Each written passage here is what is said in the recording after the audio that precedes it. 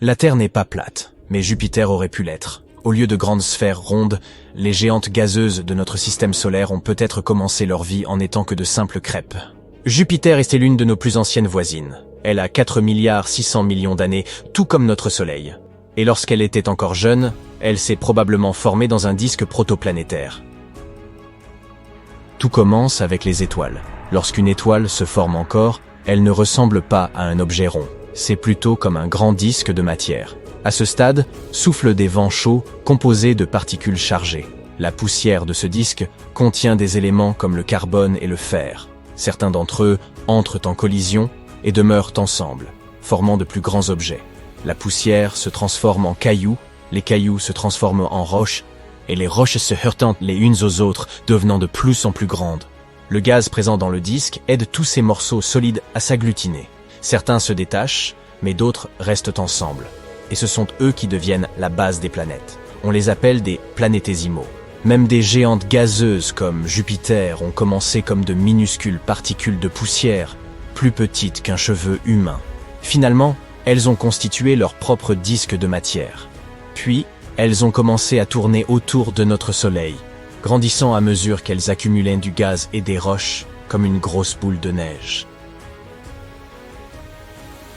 Les géantes gazeuses sont particulières. Elles sont nées des parties les plus froides du disque. Dans ces régions froides, les molécules sont plus lentes, ce qui les rend plus faciles à capturer. L'eau peut ainsi geler, et de minuscules morceaux de glace se coller ensemble et se mêler à la poussière. Ces boules de neige sales se rassemblent et forment ensuite les noyaux de vastes planètes comme Jupiter, Saturne, Uranus et Neptune. Dans les régions plus chaudes, proches de l'étoile, des planètes telluriques comme Mercure, Vénus, la Terre et Mars commencent à se former. Après la naissance des géantes de glace, il ne restait plus beaucoup de gaz pour ces petits corps célestes, et il pourrait falloir des dizaines de millions d'années pour que de telles planètes se forment après la naissance d'une étoile. Notre Soleil grandissait en même temps, aspirant le gaz proche et repoussant encore plus loin les objets lointains.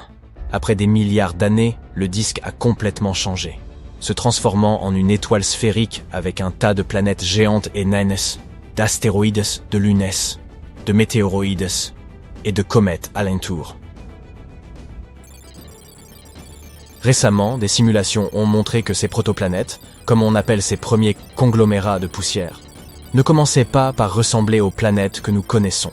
Dans le cas des géantes gazeuses comme Jupiter, elles ressembleraient davantage à des boules écrasées ou à des M&M's.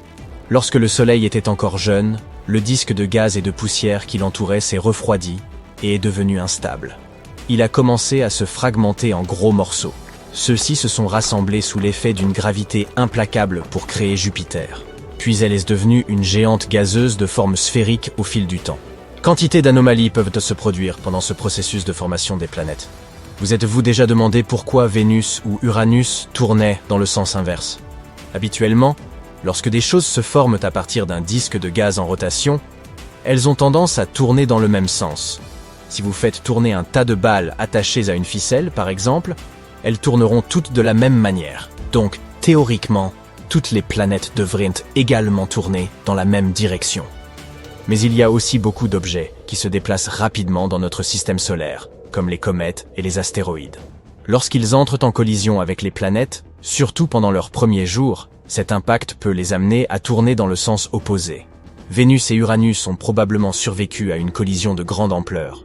Heureusement, elles n'ont pas été éjectées dans l'espace lointain, la gravité du Soleil et des planètes voisines les ayant maintenues à leur place. Il existe également ce qu'on appelle des planètes verrouillées gravitationnellement. Ce sont des corps célestes, qui tournent de sorte qu'un même côté fait toujours face à leur étoile, tandis que l'autre demeure dans une obscurité perpétuelle. Ainsi, un côté est toujours très chaud, tandis que l'autre est extrêmement froid. Si nous vivions sur une telle planète, nous ne pourrions exister que sur une fine bande entre ces deux extrêmes. Ces planètes se forment lorsqu'elles sont très proches de leur astre. Les forces gravitationnelles à l'œuvre sont intenses et, avec le temps, ralentissent la rotation de la planète jusqu'à ce qu'elle corresponde au temps qu'elle met pour orbiter autour de son étoile. Imaginez que vous tourniez sur votre chaise. Quelqu'un s'approche de vous et, tenant votre chaise de ses mains, commence à tourner avec vous. De cette façon, vous vous ferez face en permanence. Les planètes en rotation synchrone fonctionnent un peu de cette manière. Notre Lune se trouve d'ailleurs en rotation synchrone avec la Terre. C'est pourquoi nous n'en voyons qu'un seul côté. Nous avons découvert plus de 5000 exoplanètes en dehors de notre système solaire. Certaines d'entre elles ont des orbites très étranges. Il y en a, par exemple, qui présentent des orbites incroyablement longues. Des milliers d'années pour effectuer une seule révolution autour de leur étoile. Ou des orbites très inégales, semblables à celles des comètes. Ou encore ces planètes que l'on nomme Jupiter chaud, qui sont très proches de leur astre, bien plus proches que Mercure ne l'est de notre Soleil. Mais ces planètes n'auraient pas pu se former là où elles se trouvent maintenant. À mesure que leur système solaire évoluait, elles ont, pour une raison ou pour une autre, changé de position. Ce réagencement est appelé migration planétaire. Il existe 3 façons dont cette migration peut se produire. Tout d'abord, en raison du gaz et de la poussière en rotation autour de la planète. Lorsqu'une planète entre en collision avec cette matière, cela peut créer des motifs en spirale dans le gaz. Ces motifs peuvent soit rapprocher la planète du centre, soit l'éloigner, selon la façon dont ils se mélangent. On appelle ça une migration de type I.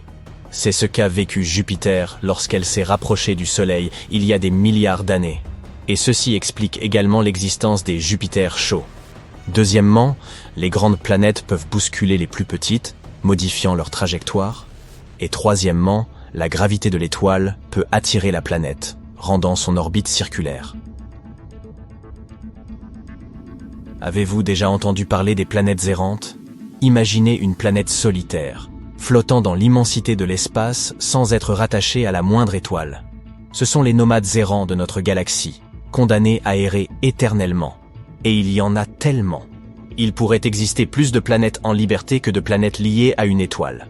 Nous parlons là de milliers de milliards de corps vagabonds dans notre seule voie lactée. Il n'est pas rare qu'ils soient aussi massifs que notre plus grande planète, Jupiter, mais la plupart auraient une taille plus comparable à celle de la Terre. Il en existe même qui pourraient avoir une atmosphère épaisse capable de les garder au chaud. Quoiqu'ils soient loin de toute étoile, certaines de ces planètes pourraient avoir des aurores à couper le souffle, tandis que d'autres pourraient être entourées de lunes comportant de l'eau liquide, un havre potentiel pour la vie. Il y a même une chance qu'elles puissent abriter une vie extraterrestre. Ces planètes pourraient heurter d'autres étoiles, ou même des systèmes planétaires entiers lors de leur course folle à travers l'espace. Parfois, elles peuvent être capturées par la gravité d'une étoile pendant un certain temps, avant d'être à nouveau éjectées dans l'espace. Mais comment naissent-elles?